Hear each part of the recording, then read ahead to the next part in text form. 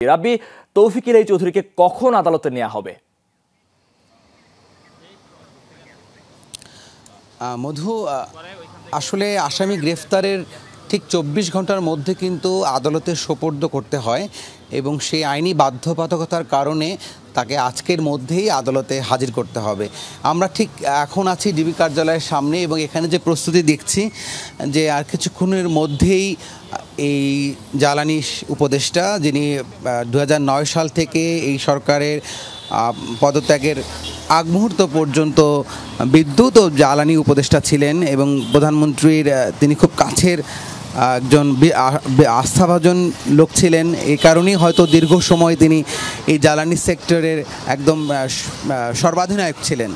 Dining জুড়ে সৌন্দর্যের পাহাড়, Italiano Opel glass, timeless elegance.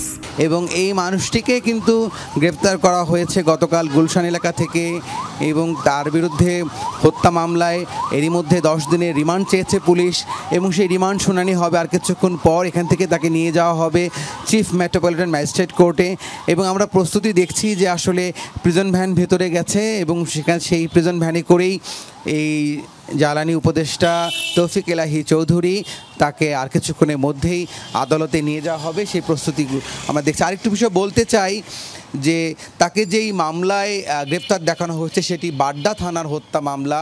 Suman Sikdar 30 বছর বয়সী একজন যুবক, যিনি এই ছাত্র জনতার আন্দোলনে ছিলেন এবং এবং আন্দোলনের এক পর্যায়ে তাকে গুলি করে হত্যা করা হয় এবং আমরা যে এজাহারটি দেখেছি সেখানে প্রায় 200-র মতো আসামি আছে। সেই 200-র মধ্যে কিন্তু এই তৌফিক ইলাহি চৌধুরী, তার নামটি এখানে এসেছে এবং তাকে সেই মামলায় গ্রেফতার দেখানো হয়েছে।